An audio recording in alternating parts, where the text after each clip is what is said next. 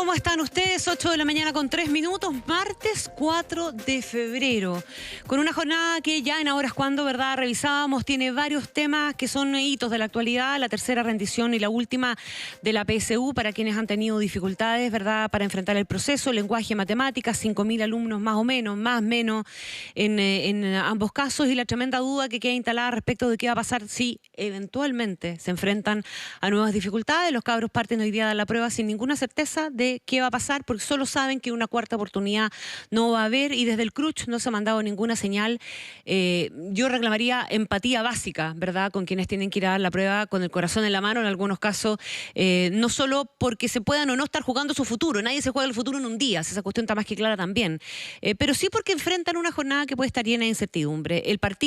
Los partidos de los cuales hablaba recién Gonzalo Fuyú, y que son a estas alturas partidos de alto riesgo, ya por la experiencia que hemos tenido en el último tiempo, y la jornada de la acusación constitucional en el Senado en contra del alcalde, del intendente de la región metropolitana, Felipe Guevara. Pero nosotros vamos a salir, pero un poquito, porque salirse un poquito, nos vamos a correr un poquito hacia el lado para abrir una conversación con el alcalde de Renca, Claudio Castro. Le doy la bienvenida, alcalde, ¿cómo está? Hola, bueno.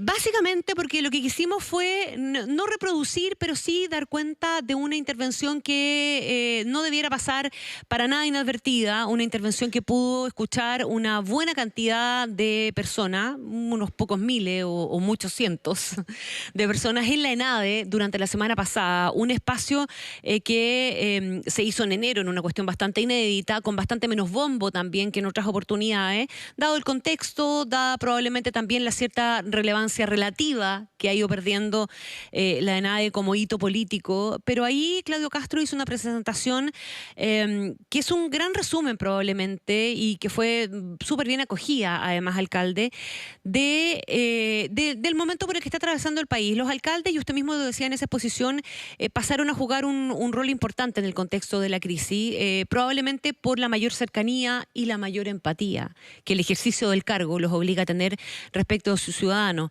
Claudio Castro en esta intervención habló de la experiencia de desigualdad a partir de la desigualdad territorial que se vive en nuestro país, y cómo eso afecta la vida de miles de chilenos, y del colapso institucional que se produce cuando el sistema democrático no es capaz de ofrecer las esperanzas de cambio. Hizo ahí, alcalde, usted una suerte de recorrido de una persona, de un habitante de Renca, que puede ser el habitante de muchas otras comunas de este país, que yo creo que tiene que haber remecido en algo a las personas que estaban ahí. Yo le preguntaba al alcalde si tenía oportunidad de ver el público, pero lamentablemente en escenarios como el de NADE hay unos focos que son para la transmisión del streaming, que no dejan mucho ver las caras de las personas. No pudo usted ver cuál fue el impacto, al menos en eso, de ese relato. Pero yo lo invito a que nos haga el relato brevemente de nuevo, porque me parece que es muy gráfico para quienes probablemente todavía no alcanzan a entender qué onda, qué le pasa a la gente en este país. ¿Por qué se enojó? Sí. Mira, bueno, gracias por la invitación. En esa NADE, a mí lo que me dijeron cuando me invitaron era que no habían ido alcaldes a una exposición frente a este público, y que... Bueno, y eso me dio el pie para tratar de precisamente decir algo que fuese distinto, relevante para el momento que estamos viviendo, pero yo decía también que probablemente si hubiésemos puesto a cualquier alcalde a hablar frente a la NADE hubiese podido transmitir la misma idea, y que es que en Chile hay una experiencia de la desigualdad. Esto no es un dato, no es una cifra, no es una estadística, ¿cierto? Que por lo demás existen, y que sistemáticamente nos van diciendo que en Chile la desigualdad va causando un malestar cada vez mayor. El PNUD saca un informe anual que ha sido enfático y sistemático en decir eso. Pero esto es una situación que se vive todos los días, y que tiene que ver también con el espacio territorial, que tiene una profundidad además. El espacio donde una persona se mueve es el espacio donde ejerce ciudadanía, el espacio donde se practica la democracia. Y estos últimos meses, especialmente las primeras semanas a partir del 18 de octubre, nuestra democracia ha estado en entredicho. Y de repente hay como una pregunta de por qué, ¿cierto? ¿Cómo no lo vimos venir? ¿Qué es lo que está pasando acá? Y bueno, cuando un ciudadano ejerce su práctica de la democracia en un espacio que es desigual, hay una frustración y una angustia que se acumulan. Y eso yo lo retrataba con algunas imágenes que son las imágenes que recorren muchos chilenos y muchas chilenas a lo largo del país, y que uno piensa desde el minuto que estoy en mi casa, ¿cierto? En la mañana me despierto antes de salir, pero incluso la experiencia de la vivienda. En Renca yo contaba que el 75% de nuestras viviendas son viviendas de carácter social. Tenemos 6.500 sitios 9x18, donde el Estado en los 60 y los 70, la operación Sitio con el presidente Frei Montalva o Salvador Allende, marcaba con tiza, ¿cierto?, este terreno 9x18. Solo en la región metropolitana hay 133.000 terrenos de esas características, y ahí donde alguna vez hubo una familia con una vivienda autoconstruida en los 60 o 70, hoy día hay 2, 3 y hasta 4 familias. Por lo tanto, se vive una experiencia de hacinamiento, una experiencia de precariedad dentro de la casa. Me despierto probablemente con poca privacidad, salgo de mi casa y me enfrento a un pasaje que muchas veces no tiene vereda, o que en el mejor de los casos tiene vereda, pero estéticamente es distinto a lo que yo veo todos los días en televisión, especialmente en cualquier teleserie, ¿cierto? En Santiago Oriente, camino por una calle donde paso por peladeros, ¿cierto? Por platabandas que son café, o por alguna plaza. Yo hacía el paralelo justo en la mañana de ese día, en la apertura del presidente, él había hablado y puso unas fotos de la Plaza Italia, la Plaza de la Dignidad, y antes y después. Y se veía la plaza preciosa, verde, con flores, ¿cierto? Y hoy día una plaza café. Y así son las plazas en muchas comunas. Las plazas en muchas comunas que son un paisaje cotidiano. Ayer recibí la visita de un representante de Aguas Andinas que iba a plantearme que producto de la sequía, ellos estaban haciendo un esfuerzo para que todas las comunas disminuyéramos el uso del agua en el riego. Entonces y usted se rió. Yo le decía, perfecto, me parece, por supuesto. Sí, obvio, claro. Me sumo y no tengo que hacer nada por sumarme. Pero mi pregunta era, ¿cuál es la importancia relativa de Renca respecto de la región metropolitana o comparado con 3 o 4 comunas de Santiago en el uso del agua? Y claro, mientras tenemos comunas que se están dando el lujo de retroceder en el pasto, ¿no? Porque es verdad, porque necesitamos cuidar el agua. Nuestros vecinos lo que nos piden es un cambio estético, y eso es pasto. Entonces, bueno, eso a propósito de la deficiencia y de que la plaza que uno ve todos los días es el peladero, y finalmente llegó un paradero que muchas veces está en malas condiciones, cuando hay a veces una paleta. Veíamos un poquito antes del 18 de octubre al alcalde Lavín que estaba inaugurando unos paraderos inteligentes. Le hablaba de estos son paraderos como en Londres, porque se veía cómo, cuánto tiempo faltaba para que llegaran los buses, porque tenían un sistema con GPS en todos los buses, pero que lo había hecho la municipalidad, no el Transantiago. Bueno, el alcalde puede hacer eso. Nosotros no tenemos esa oportunidad. Los buses pasan llenos y cuando paran muchas veces están en mal estado. Y esa realidad, que es día tras día, tras día, tras día, es una experiencia que se va acumulando con un Estado, además, que no logra enfrentar. El rol del Estado, uno de los principales roles del Estado, es precisamente ofrecer las condiciones a los ciudadanos y las ciudadanas para que vivan una vida digna. Usted ponía como ejemplo también en esa exposición algo que me hizo mucho sentido, ¿verdad? Y es el caso del hospital. Sí, del consultorio por el que la gente tiene que cruzar la autopista, una autopista que no es nada amigable, ¿verdad? Y muchas veces tienen que pagarle a un taxi pirata que les cobra 3 lucas para poder llegar al consultorio, que es la experiencia de salud a la que tienen acceso en la comuna. Así es. Y las diferencias, ¿verdad?, de la construcción de las autopistas de un tipo para unas comunas, de otro tipo para otra. En el resumen, ¿verdad?, de las muchas cosas que a las personas finalmente les terminan haciendo ruido. Y a eso sumaba el alcalde de Renca en la exposición un dato en el que yo me quisiera quedar, alcalde, ahí un ratito más, que es una encuesta que ustedes hicieron al interior de la comuna, que daba cuenta de que un porcentaje súper bajo de gente participó en las movilizaciones, 3%, 4% dentro de la comuna y fuera de la comuna.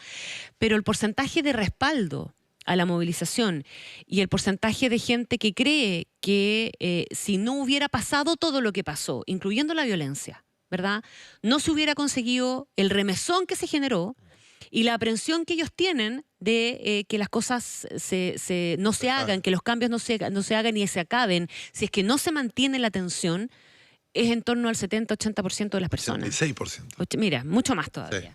Sí, eso da cuenta de un sistema institucional que colapsa. ¿Por qué? Porque precisamente el sistema institucional, el sistema democrático, es el que es donde radica la esperanza de un cambio, ¿cierto? Y de una mejora en la vida. Y si consideramos esta experiencia acumulativa de la pobreza, si consideramos que el Estado, que es la municipalidad a nivel local, no me responde, y muchas veces lo que nos toca decir a los alcaldes, muchas veces es, eso no nos corresponde a nosotros. Si es que mi experiencia entonces, o mi esperanza de cambiar las cosas es una votación una vez cada 4 años por un presidente de la República, que es omnipotente, porque todo, o sea, si quiero cambiar el tránsito, si quiero cambiar la seguridad, si quiero Para cambiar todo ese país todo, con el presidente. eso es el que, por ahí tengo que votar, ¿cierto? Y cuando tengo además un Estado que lo que me transmite y los medios de comunicación es que para cambiar esto, más bien lo que tengo que hacer es que ojalá me vaya bien, ¿cierto? Y que me pueda desplazar yo.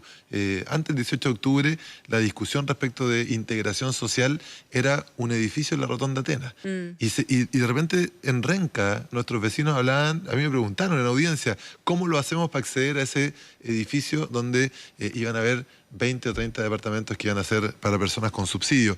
Entonces la idea de la integración termina siendo que ojalá las comunas ricas nos reciban. Y la esperanza de que yo puedo vivir o que el futuro mejor está donde yo vivo, se termina fumando. Bueno, cuando el sistema democrático, el sistema institucional no nos genera una esperanza de cambio, y cuando esto pasa año tras año tras año, finalmente lo que pasó fue que la violencia parecía que era la esperanza del cambio. O sea, gracias a que hubo violencia, estamos hablando de todo esto, y si bien la condena a la violencia es mayoritaria en la población, finalmente hay aquí como una suerte de dejo de, bueno, precisamente gracias a eso es lo que estamos comentando. Claro, que es un poquito una paradoja, ¿verdad? Y es una paradoja que hoy día nos tiene súper atrapados, porque yo creo que hay una parte del mundo político que no se atreve a condenar abiertamente los restos de movilización, ni tampoco la violencia, como uno quisiera que efectivamente la condenaran, mirando a lo mejor esos mismos números. Entonces, ¿cómo se sale de esto? Porque estar enredado en una paradoja puede terminar siendo súper perverso. Enredado, súper complejo. Yo no creo que hayan dirigentes políticos que no estén condenando la violencia. Yo no escuchaba a nadie decir, mira, no, está bien, o sea, la violencia... No, si nadie está haciendo una apología, bueno, algunos sí. Digamos sí, que Hugo Gutiérrez, pues... Mi espacio les daría yo en el debate. Estoy de acuerdo. Precisamente porque si no, el debate político se termina centrando en el 4% que por un lado está movilizado en la calle, ¿cierto? Ya incluso dejando de lado las demandas sociales, y por otro lado los que creen que esto se soluciona con los militares de nuevo en la calle.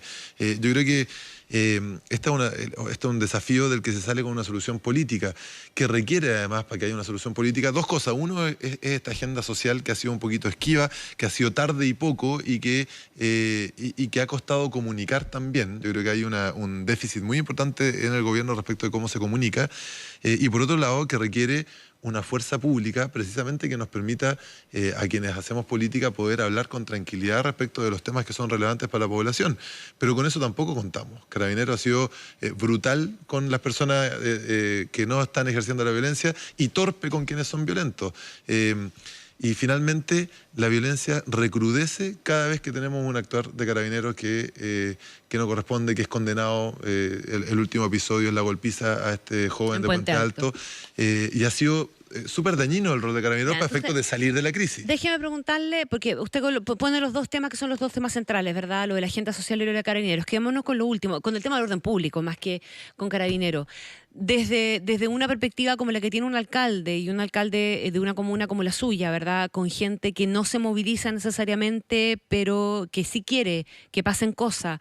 ¿Qué se hace? Porque hoy día hemos escuchado, claro, proyectos, ideas de reforma carabinero, que pueden ser cuestiones que parecen bastante etéreas a estas alturas, ¿verdad? Y muy poco efectivas en el corto plazo. Y nosotros tenemos una urgencia a corto plazo. La urgencia es hoy día, con los partidos que se van a jugar, ¿verdad? La urgencia es hoy día con la PSU, la urgencia mañana puede ser con otra cosa, el 8 de marzo será con la movilización del Día de la Mujer, y así suma y sigue, y la aprehensión pasa porque nos sentimos absolutamente incapaces. ¿Qué se hace? Si yo supiera, ¿Qué se imagina usted que se hace? Mira, yo creo que... Porque claro, uno podría hacer un llamado a la gente, ¿sabe qué más? Por favor, quédense en la casa, que no salga nadie. Yo a estas alturas creo que sería una solución momentánea. Pero ¿cómo compatibilizar el ánimo que hay en favor de que se acabe la violencia con la necesidad urgente de mandar una señal política en esa dirección también para que nadie ocupe la violencia como factor decisivo en la campaña que se viene en el plebiscito? Bueno, precisamente yo creo que el rol que tenemos que jugar, quienes tenemos algún rol de administración del poder, ¿no? En cualquier nivel, es precisamente aislar la violencia. Y eso, yo creo que los gestos acá son tremendamente relevantes, porque, como te decía, es bien impresionante esto de que actuaciones de carabineros terminan exacerbando los ánimos. Claro. Parecía que... O sea, donde hay un carabinero hoy día es una provocación, si eso es un hecho. Pero no lamentablemente es solamente así. O sea, tuvimos una muerte de un hincha, ¿cierto? En una situación incomprensible por parte de Carabineros. Tuvimos esta golpiza en Puente Alto y vemos todos los días imágenes que son bien complejas. Y yo creo que por ejemplo, fue muy positivo la señal inmediata después de la golpiza al joven de Puente Alto. De dar de baja a los uniformados. Eso no ha pasado mucho el último tiempo, respecto de decir, institucionalmente nosotros asumimos la responsabilidad. Yo encuentro inconversible que el gobierno no haya convocado a una comisión transversal que permita enfrentar el tema del orden público, porque finalmente lo que termina haciendo es casi que obligando a que exista una suerte de oposición que incluso en algunos casos está en sus propias filas, diciendo que hay ciertas actuaciones que hay que condenar derechamente. Entonces acá es como el gobierno contra todo el resto. Yo creo que el tema del orden público es uno de los temas de Estado primero, ¿cierto? Antes hablábamos siempre que las relaciones internacionales eran el tema de Estado y que la política de Estado se tenía que notar acá. El primer punto es tener orden público en nuestro país y en eso hoy día lo que vemos es un gobierno dando ciertos manotazos, ciertos carabineros que está incluso capaz que comprensiblemente después del descabezamiento grande, ¿cierto? Después es una institución que está en una crisis interna hace tiempo. Y lo que vemos acá es que finalmente el orden público, muy lejos de ser una política de Estado, se ha transformado en el tema de debate cotidiano. Yo creo que ahí el gobierno tiene que dar una señal y volver a invitar a todos los sectores políticos para poder enfrentar juntos la situación de violencia y avanzar en la agenda social. Esto es... Sí, mira, voy a ir al tiro a la agenda social. Deme un segundo, para terminar con el tema de orden público. Usted habla de las señales importantes, señales de ese tipo, señales... ¿Qué otro tipo de señal? La acusación constitucional contra Felipe Guevara, ¿se puede transformar en una señal correcta o incorrecta? Lo que pasa es que esa señal ya no fue. Hoy día la acusación contra Felipe Guevara es o el triunfo de la oposición o el triunfo del gobierno. Termina siendo un bastión de un sector. Qué distinto hubiese sido señales de, qué sé yo, ni siquiera quiero decir arrepentimiento, pero... tuvimos un día precisamente cuando se origina esta acusación que tiene que ver con el copamiento preventivo, que fue de los días más violentos después del 18 de octubre. Y es inaceptable que después de hecho gobierno y oposición se atrincheraron en una... Entonces, ¿qué más da la acusación de hoy día? Yo lo único que puedo garantizar es que el resultado de la votación de hoy día, con suerte nos va a tener hablando un par de semanas respecto del senador que fue o el que no fue, pero no va a tener ningún impacto en solucionar el orden público, ni tampoco en reconocer las violaciones de los derechos humanos, porque eso corre por otro carril que también debería ser enfrentado con altura de Estado, como lo hicimos después de los 90. Uno le demanda, alcalde, y voy a volver a la agenda social porque me interesa, no crea que me estoy corriendo, porque es uno de los dos puntos relevantes sobre la mesa, pero uno le demanda señales y enfoca mucho la demanda respecto del Ejecutivo y de la policía eventualmente. Pero ¿qué pasa con el Congreso? Ustedes han sido tremendamente críticos del actuar del Congreso. De partida ustedes levantaron la idea de la consulta por el tema constitucional, que terminó siendo una consulta más amplia finalmente y muy concurrida, básicamente... entre otras cosas, pero yo creo que muy básicamente por la inacción del Congreso y del mundo político, la perplejidad del mundo político para reaccionar y encauzar finalmente esta cuestión. ¿Qué responsabilidad y qué señal debiera también mandar el Congreso en esto? Porque estas disputas de las cuales usted está dando cuenta por el caso de Guevara se han dado en el seno del Congreso. ¿Es el Congreso el que abre el espacio para que estas cosas pasen o deja de ganar espacio para que otras cosas efectivamente puedan pasar? Yo creo que el actuar de los dirigentes políticos no ha sido y no ha estado a la altura. Las primeras semanas era bien angustiante. Nosotros nos juntábamos entre alcaldes y lo que veíamos era cuando no había acuerdo, ¿cierto? Y ni siquiera nosotros habíamos llegado a avanzar en los temas de la consulta y lo que veíamos era que los presidentes de partido, que dirigentes importantes del mundo político estaban en los matinales. Recorrieron todos los matinales que empezaron a hablar de la situación social que estaba viviendo el país.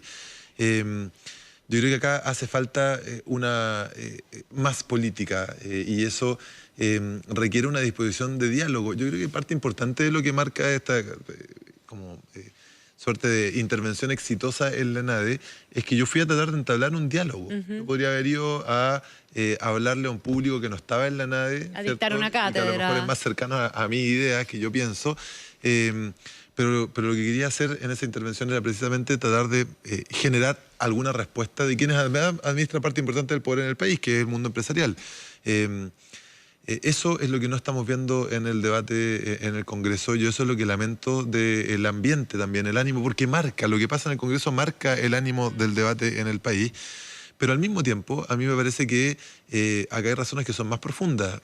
Los alcaldes y alcaldesas nos pusimos de acuerdo porque principalmente, yo creo que esto hay que destacarlo con mucha fuerza, y lo he tratado de hacer en otros espacios, principalmente porque los alcaldes y alcaldesas de derecha estuvieron dispuestos a decir algo que era muy poco atractivo y muy mal recibido, de hecho en algunos casos en su sector, que era que Chile tenía que cambiar de una manera radical, que la injusticia y la desigualdad eran responsabilidad, primero que todo, del gobierno, y que el gobierno no estaba haciendo lo que tenía que hacer, ni los gobiernos anteriores, ni este que es su gobierno. Sí.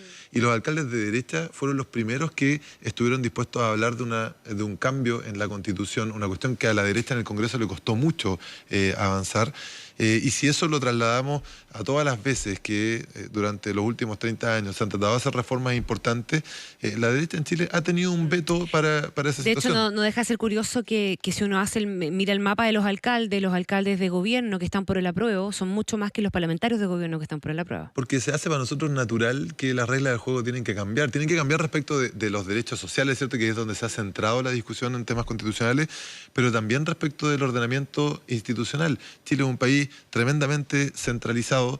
Lo que nosotros tenemos que hacer es devolverle poder a la ciudadanía a través de la nueva Constitución. Y eso no es un cliché, eso tiene que ver de nuevo con esta imagen de el vecino, ¿cierto?, que transita a su trabajo, tiene que ver con ofrecerle alguna posibilidad de que él sea capaz de transformar su entorno. Eso hoy día no sucede y no va a suceder mientras tengamos un Estado tan centralista, tan poderoso y que además desde ese poder termina replicando la desigualdad. Alcalde, la agenda social es uno de los puntos que usted ponía, ¿verdad? Que hay dos puntos relevantes para poder reconstruir el ordenamiento institucional. Y uno es la agenda pública, o sea, el orden público, y el otro es la agenda social. Y ahí su alegato es contra lo poco, lo tarde y lo mal comunicado.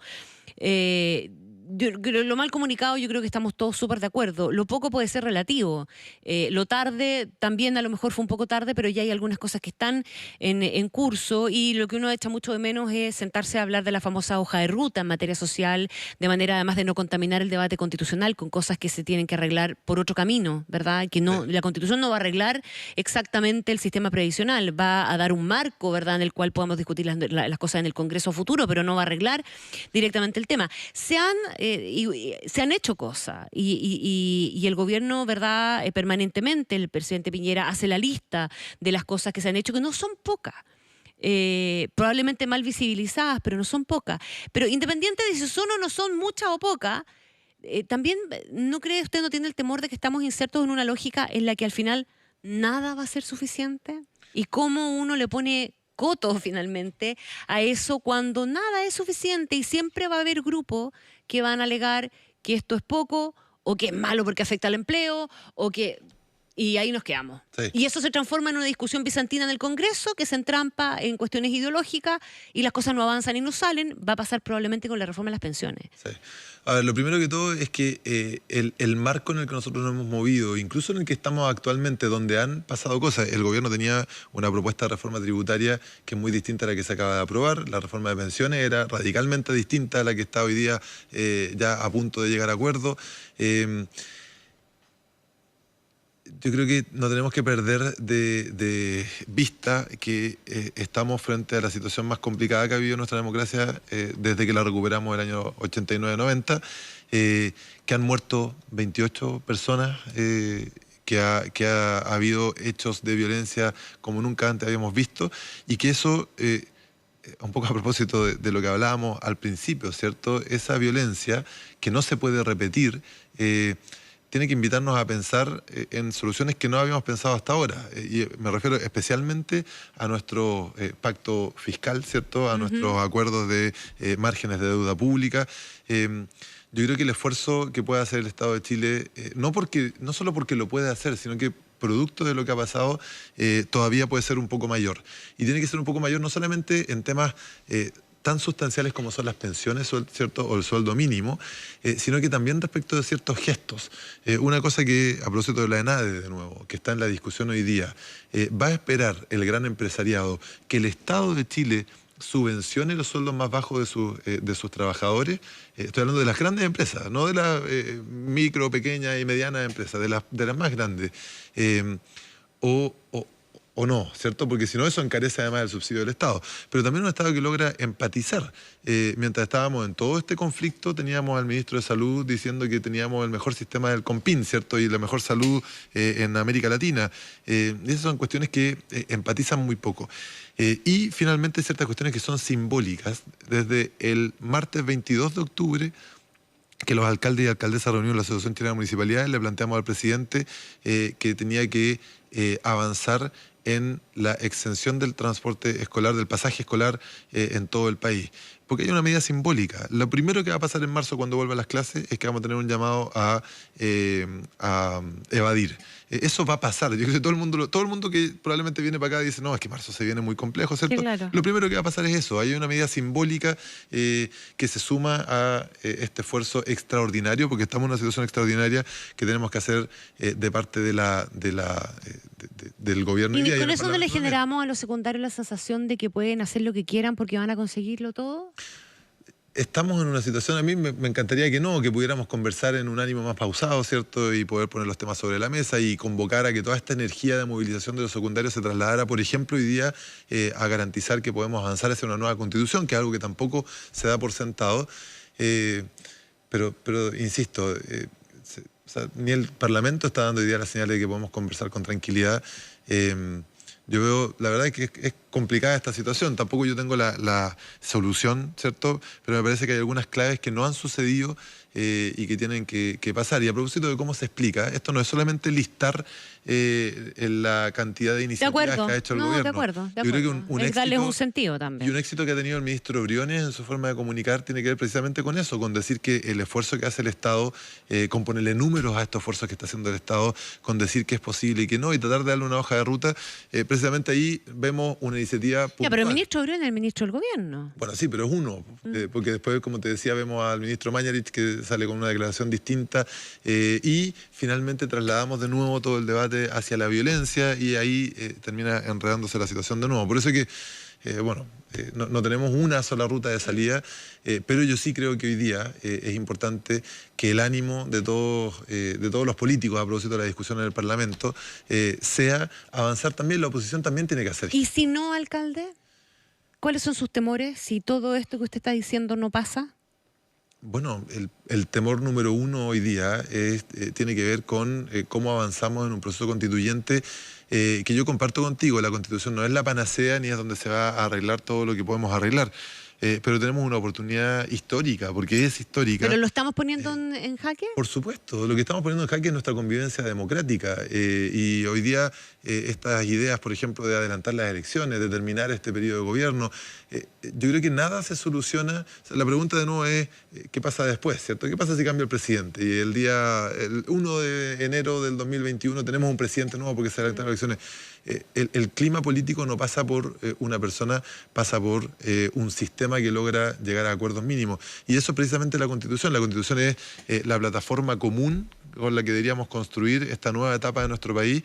Y hoy día lo que yo temo es que pareciera que la Constitución es una suerte de escudo, ¿cierto?, en el que tanto la derecha como la oposición planteamos que ojalá que gane mi Constitución. Y al contrario, el desafío, y eso es donde tenemos que aportar a elevar el debate, es que seamos capaces de constituir esta base común para construir un país en las condiciones difíciles y adversas en las que estamos, que son las que acabamos de conversar. Bien, pues